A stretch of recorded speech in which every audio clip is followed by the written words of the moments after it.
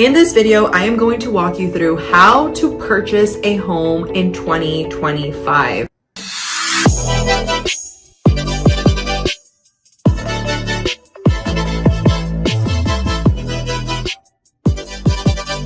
This should be applicable into 2026, but if anything changes, I'll be sure to make a new video for you to give you any updates of the regulations and tips and tricks that we're going to cover in this video. And for those of you that don't know me, I just want to put that out there because I know that I only listen to people that are going to give me advice from a place of them actually doing the thing that I'm trying to do. So yes, I am a real estate advisor in the El Paso, Texas area, but I'm also an investor. So I purchased my very first home back in 2016. I turned it into an Airbnb, and that kind of led me into continuing to invest in real estate. And my goal with this video is, yes, to equip you with all of the tools, but also to make it very simple. Because I've seen some videos that they're like 2 hours long, and I'm like, at the end of it, even me as a real estate advisor, I'm like, I'm confused, like I'm lost. So I'm going to break it down in nine steps for you so that it could really help you. And at the end, I will give you a bonus. So I hope you stick around for that. And I'm also going to be giving you some very important resources down below so that you can really take your home buying journey to the next level and ensure that you are equipped. So with that being said, let's get into the video. Now, the first step that I want to cover with you today is you want to know how much you can afford. And this is different than one of the steps that I'm going to be sharing with you later in this video, which is actually speaking with the lender. But the first one that I really want to emphasize, especially if you're a first-time buyer, or maybe you've seen somebody in your family buy in the past and it wasn't the best situation for them. I know that there's been a lot of foreclosures happening. This is why I want to emphasize this point. Know what you can afford. Why I say this is because at the end of the day, yes, the lender, which we'll talk about in a second, is going to be running your application. But when they get you approved, or they're trying to get you approved, they're not going to take into consideration anything that you have that is not on your credit, that still is bills that you have to cover. What do I mean by this? Well, let's say you have kids, right? And you have to pay their childcare services, their daycare. I don't know, maybe you have tuitions for them. Whatever the case is, the lender doesn't care about that. So even though on paper you might qualify for more, you really want to sit down. If it's just you, sit down with yourself. If you want to, if you have a family member or your significant other, sit down with them and ensure that you're in a position to buy. Because although I am a real estate advisor, and I know that I've seen sometimes in the comments people say, well, it's easy for you to say, you're a realtor, you're going to encourage us to buy. Honestly, and I'll get into this as part of the home buying journey as well, this is why it's important to work with people that actually care about you and don't just see you as a walking check. Because I have told my clients in times when we've looked at everything and I see that their finances are really tight, and I'll tell them, honestly, Mr. and Mrs. Buyer, you should wait. Like, I would love to help you right now, but the reality is that your numbers are way too tight, and you buying a home right now is going to put you at a disadvantage. Now, if they're in a situation where they're already paying that in rent, then obviously that's different, because I've seen some people that are paying like $2,500 for their rent. And I know for a fact that I can find them a home that's going to put them at that exact monthly payment. So that's a very different situation. But the first step in this journey is make sure you know what you can afford. Before you talk to anybody, before you talk to a realtor, before you talk to a lender, sit down with yourself and really look at your numbers, see what's coming in, and then see what's coming out. Now, my second tip for you today on your journey of buying your first home is going to be to choose your real estate advisor. And the reason for that, and I know I've seen in some comments before, no, speak with your bank first. Calm down, Jerry. Let me explain why I say this. Well, here's the reality. If you have a good agent, and I have a video that I'm going to link down below that is talking about don't hire a cheap real estate agent. It goes into more of why you should really keep this in mind, but I'm going to summarize it for you. A good agent is going to look out for you. A good agent is going to have connections, and a good agent is going to really make sure that they are giving you a lot of options based off your needs. So, although you might be very inclined to go and speak with the lender, and I'm not saying to not call the bank that you already bank with. I have Navy Federal. They were the first person on my speed dial when I was trying to get approved. But the reality is that when I compared everything, I actually got a better rate with a different lender that was not the original lender that I was trying to get qualified with, which was my bank. Why is this important? Well, again, if you find the right agent, we have partners, we have lenders that we've worked with in the past that have given us a good overall customer satisfaction, not only to our clients, but also the way that they've actually been efficient in the actual process. Now, we'll get into it a little bit further in terms of what that process looks like, but right now, to make it really easy, your realtor, if you have a good one and you don't have the 80%, you want a 20% agent, and I made a video on that as well, so I'll link it down below. But these are the qualities that when you have the right agent working with you, they're going to look out for you, and they're going to tell you, hey, look, here's 3 lenders that you should compare. And I know my lenders, I've had to fire some of my lenders and not work with them anymore because they didn't like that I was doing this, but I don't care. I'm here to protect my client. I will pin them against each other. I'll be like, hey, Leslie, Braulio, Felicia, we're gonna go ahead and see who's going to get the best deal for my client, because I'm here for my client. I'm not here for you. And if you have a great lender, they will also honor that. They'll be like, you know what, bring it on. I will go up against Braulio and Leslie, and I know that I can make sure that I give your client the best rate. This is why hiring the right agent in this journey is going to be so important as your step number 2, because again, they're going to give you the resources that maybe you don't know. And I'm telling you from experience, I've had clients, they go online, they do an application, and then nobody calls them back, or they call them back at the beginning when they did their application. Which, by the way, as well, if you're running an application and you're not telling them to not sell your information, everybody and their mother will find out that you run a credit on your application. Well, in this case, an application on your credit. And what will happen is that you'll start getting called by a ton of lenders, like trying to offer you products. The problem with that is that, again, if they don't have a good customer service and they get you, interested in actually applying with them, and you don't have a relationship with them and their communication isn't the best, it could potentially just end up being another credit pull on your credit. And at the end of the day, you actually decide not to work with them. So finding this through your agent is going to save you a lot of time. Now, step number 3 on this entire home buying journey is be prepared with your documents. What do I mean by this? Well, whether you're a W-2 or 1099, you're going to need to provide documents. And this is where your actual realtor can help you get clarity. But even if you don't know what those documents look like, send us a message. We'll be more than happy to send you a list of the things that you want to be prepared with. But it includes things such as your IDs, things such as your pay stubs. It's going to pull your credit.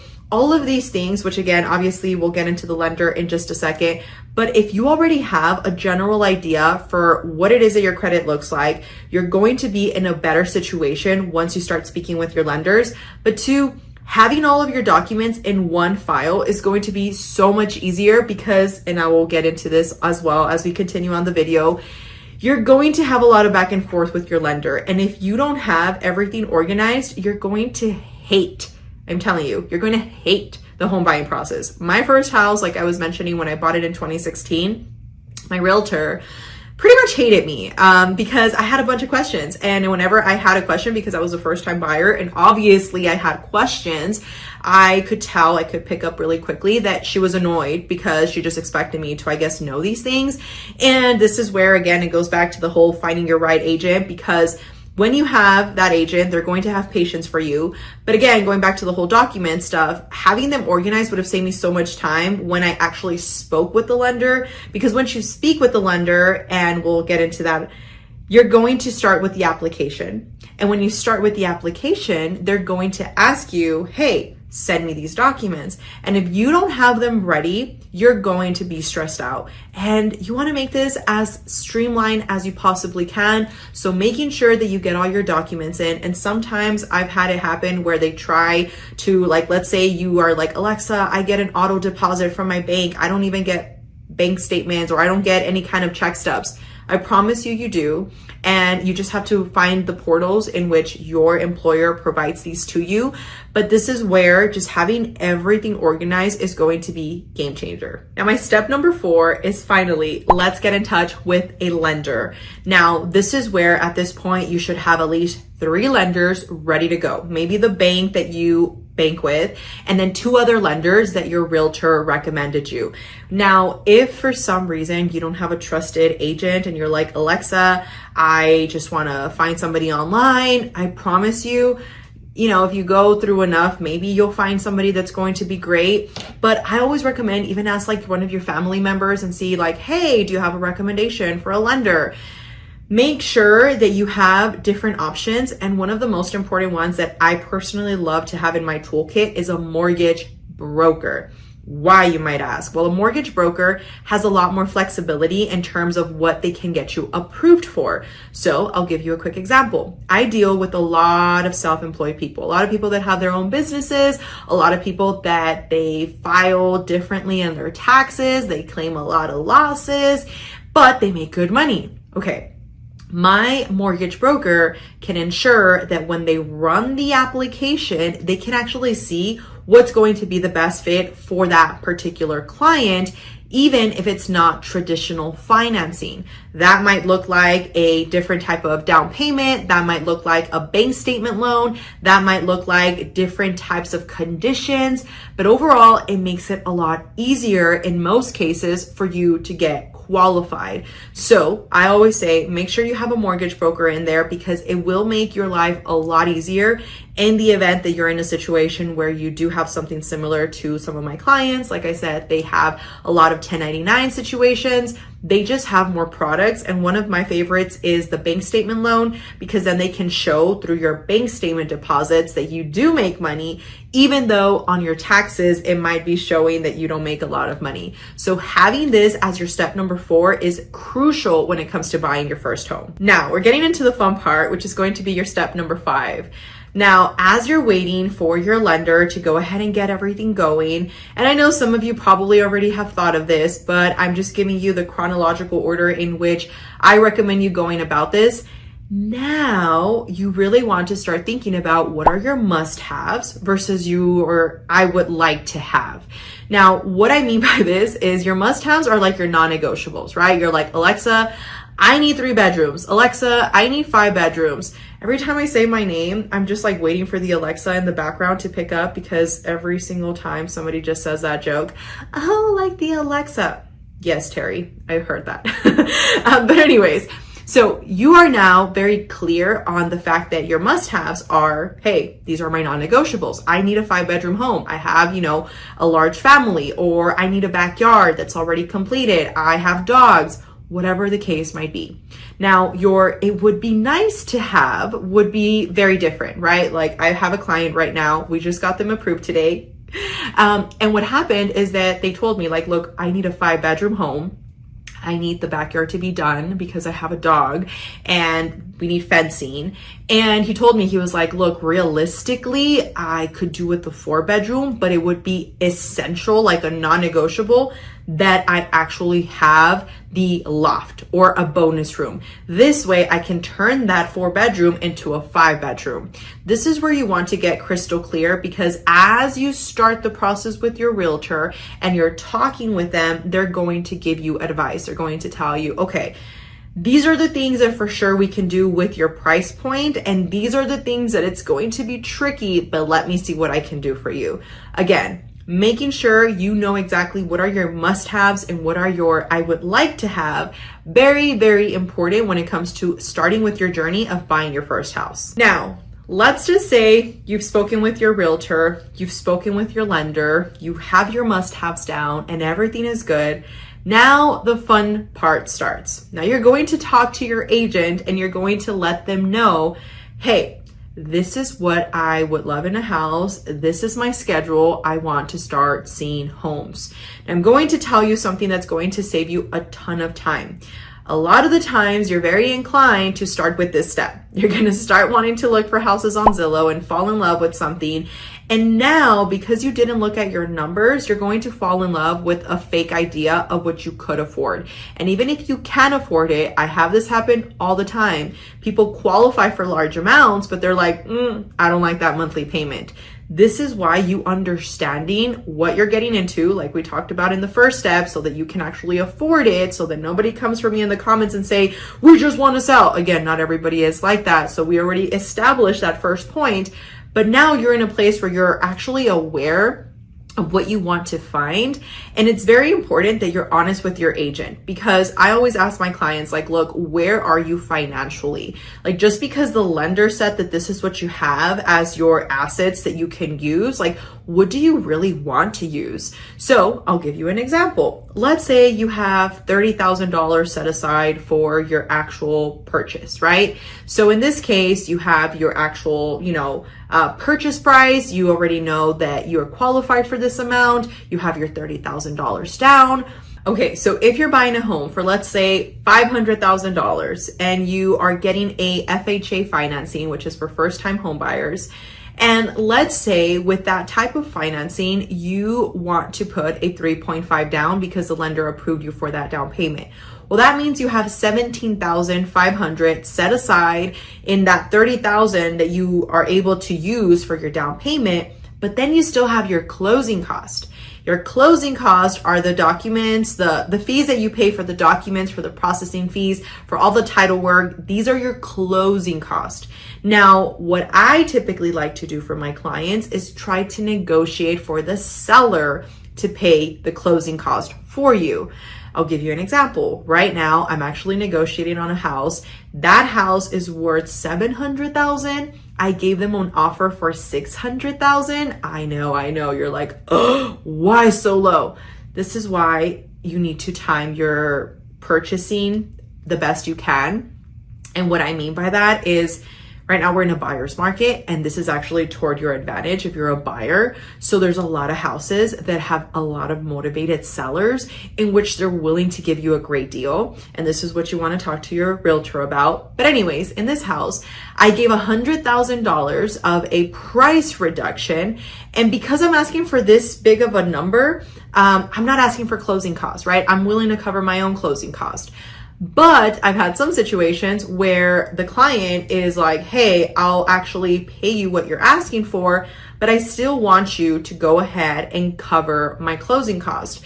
And in this case, that's an additional roughly 3.5% of the purchase price that you're purchasing.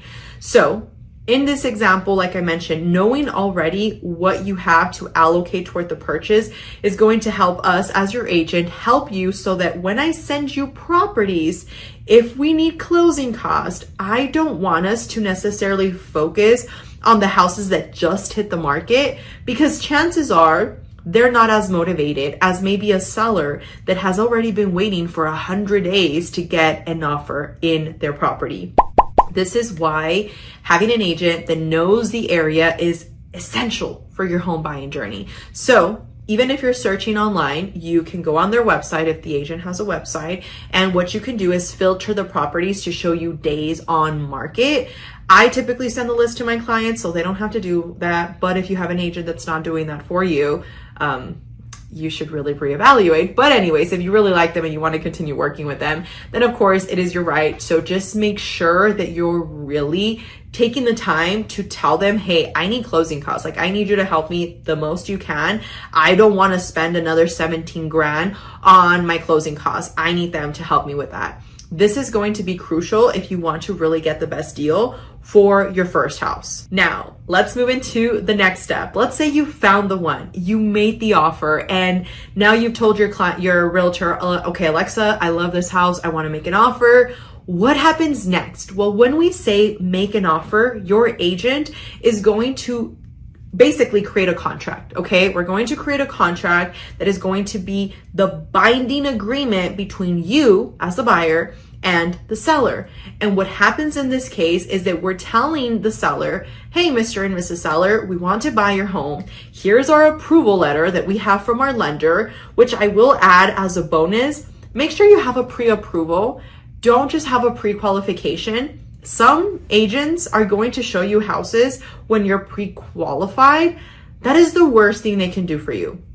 My lenders actually push you through underwriting the most that they can to ensure that we're able to fully get a pre-approval versus just a pre-qualification. A pre-qualification is something that I can tell the bank, oh, I make $1 million and this is my debts and this is what I have on my credit. And it's like, oh yeah, you're pre-qualified based off what you told us. The pre-approval is once they actually take the time to verify that these things that you said are truthful. Very, very important because again, back to the whole making an offer, you have your pre-approval letter and now you tell, in this case, your realtor, let's submit the offer. They should sit down with you or over the phone, whatever works best for you. Typically, my clients like to do everything over the phone, but we'll get on a call or on a Zoom call and we'll essentially explain everything. We'll talk about, okay, this is what we're going to offer in terms of the offer. This is what is going to be your due diligence period, which is, I'll get to in a second in my next point, which is your inspection period. We're going to go ahead and give this much of earnest money, which is the money that you give the seller, not them directly, the title company, but you give this money in good faith to show that you're serious about the property. In my area, for houses that are under 500,000, typically they're okay with like a $500 to $1,000 earnest money, but anything above, they will sometimes ask for more. I've seen it sometimes where they ask for $2,000. I've seen them sometimes ask for 1% as an earnest money. And I'll explain why this is important in just a second as I get to the next point. But this is where it gets fun because now you're officially making an offer to the seller, telling them, hey, I'm serious about buying your home. Now, on my next point, I want to really stress the fact that you want to make sure you have a protection period. Different states call it different names. So sometimes it can be a option period, which is what we call it here in Texas, or it can also be a due diligence period. All this means is they're going to allow you for you to do inspections on the home, okay, before you officially commit to buying this house. Why is that important? Well, I don't think I really need to say it, but I will emphasize it because I don't want anybody to lie to you. Because you want to make sure that you're buying something that is actually worth buying. The last thing you want is to find out that the AC doesn't work, the roof is caving in, and the water doesn't work properly, and now you just bought yourself a money pit. Especially if you're a first-time home buyer, please make sure you do a inspection. I know I've heard some of my clients tell me, Alexa, that's an extra expense. I really don't want to have to pay for that. I promise you, it is the best thing you do. Talk to your agent. They also have recommendations for inspection companies. I work with a few inspection companies. I'll recommend them. I'll tell my client, hey, I get nothing from recommending you other than I've worked with them and they've done a good job. That is it. Like, you can choose your own inspection company. You can go online and find licensed inspectors. But make sure you don't skip this step because I promise you, you are going to regret it. I've had some people skip this step. Even though I told them, please don't do this, they wanted to save money. And then later they find out that it actually cost them more than what they would have paid for the inspection. And an inspection, just so that you're aware and like budgeting this, your agent should go over this as well. Depending on your area, here in Texas, in El Paso specifically, the most we've paid for an inspection for a house no more than 1,800 square feet is usually about $400. I've seen them be less, the less the square footage, and I've also seen them be more, obviously, the bigger the house. So just keep that in mind. Now, I also want to make something very clear for my first-time buyers. Know the difference between an appraisal and an inspection. I'm going to have the link down below for that video as well, but there's a huge difference. And just to summarize it and give you the Cliff Note version of it, your inspection is the one that you pay for, right? That's the one where you actually pay for somebody to go out there and inspect the property. Well, the appraisal is where the bank sends this appraiser on their behalf to ensure that the house is valued whatever you're offering on the contract. This is why whenever you go under contract, there's still a waiting period until you can officially get keys for your house, because they still need to send the appraiser to ensure that it is indeed worth whatever you're offering. Think about it this way. They want to make sure that at the end of the day, they're protecting their money, their asset that they're lending you, their money.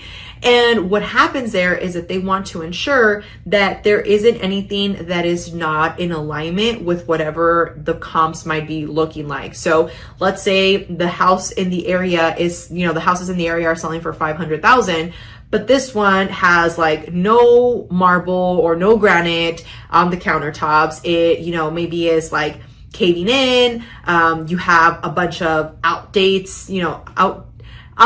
things in the house. Well, then that becomes a problem, right? Because if you're looking at the other houses for $500,000, then obviously the appraiser is going to compare and say, hey, this house is not worth what they're offering. Now, let's say you've already written your offer, you've delivered the earnest money, you've passed your inspection period, you've waited for the appraisal, and the appraisal comes back at value. What that means, really quick, is add value means that it appraised for what you offered, okay? Simple as that. And I did make a video as well where I talked about real estate contract terms. You might want to check that out.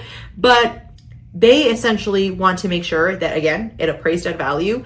Let's just say it didn't appraise at value. This is where you want to make sure you have a great agent that also communicates in the best way possible to relate that message to, in this case, the listing agent, and let them know, hey, the house didn't appraise. We're not going to pay for the price of what we originally accepted or originally offered, because it's not worth it. This is where, if you have a great agent, they're going to really show that, again, the best thing for them to do is reduce the price. And chances are they will, because they're obviously motivated to sell the property. I will say there are some sellers, if they have an agent that doesn't explain this properly to them, they might say, I'm not going to reduce the price, and it is what it is. Either buy it or leave it. And this is where, again, hiring the right agent is so important. Obviously, we have no control over what the seller does, but if the agent relates the message correctly to, in this case, their seller, and she explains, or he explains, well, by us going back on the market, it doesn't guarantee that somebody else is going to be willing to pay the gap of that appraiser. And what happens is that it actually stays in the system for a certain amount of time. So even though in their mind, they're like, oh, I'm going to just go with another buyer and get qualified with another buyer because another buyer is going to get a better appraiser, that's not necessarily the case. And this is where the misconceptions come about. So again, making sure that your agent is explaining everything to you so that you have clear expectations and so that they have good relationships with the other parties involved is essential to ensure that you're moving smoothly through your home buying journey. Now, let's say you have officially passed the appraisal, you've passed your inspections, you've passed everything, and now you officially, and this is where we mentioned earlier, you want to make sure you're turning in everything to your lender. This is officially where the lender will say, hey, we verified everything. Now this person is not just pre-approved, they are approved. Now officially is when you get these awesome words that you're going to hear, which is going to be clear to close. We are officially clear to close. And from there, that means that you are now able to schedule your time when you're going to go into title to sign on the dotted line so that you officially transfer ownership from, again, seller to now you, the buyer. Now, just to recap, this part also is something that you are going to see different based off your state. I have had a lot of people that have closed in other areas. So for example, one of my clients was actually relocating from Germany. They still were not here, and we actually send a mobile notary to them. Yes. So we had a mobile notary go over there. So by the time they came, they had a house. Like literally they had keys in hand and they were ready to go. This is why every situation is different, but talking with your advisor is so important. And I hope this video really helps you in understanding how to buy a home. And something that I also feel really called to share is, remember, this is your first house, okay? And I know that if somebody would have educated me on this from the beginning, I would have had a very different mindset. But I remember that I used to think that becoming an investor was like this big deal and that it was just for people that had money. You become an investor the moment that you invest in your first real estate property. And from there, you use this as leverage for the next one and the next one. And I share this with you because this is your first home. So don't get too attached to it. Don't think that this is going to be the house that you're going to live in forever, because who knows? Maybe the market in that area goes through the roof and now you have 3 kids and you're like, Alexa, I need a bigger house, please help me. And now that bad boy that you purchased now is going to actually be used as leverage. You're going to pull out the equity from that home and now pour that into your next upgraded home that is going to have even more bells and whistles. So keep this in mind if you are buying your first home in 2025. And of course, in 2026, all of these steps should still be helpful. But if anything changes, I'll be sure to let you know. With that being said, if you are relocating into El Paso or thinking of purchasing a home here in El Paso, whether it's a year or a month, my team would love to assist you. We do have some links down below that allow you to schedule a Zoom meeting. So if you're interested in having a virtual call, we can do that. I would love the opportunity to get to know you. And if you do have any questions, feel free to drop them down below so that we can answer them. With that being said, thank you so much for sticking around for the entire video, and I will talk to you guys on the next one.